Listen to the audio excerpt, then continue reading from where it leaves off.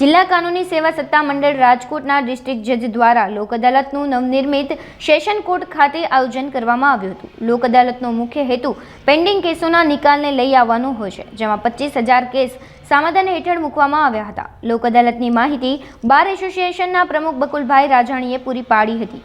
Rajkot bar association પ્રમુખ બકુલ રાજાણી આજરોજ લોક અદાલતનું district જજ દ્વારા આયોજન કરવામાં આવેલ છે, જેમાં 25,000 જેટલા કેસો સમાધાન માટે મૂકેલ છે।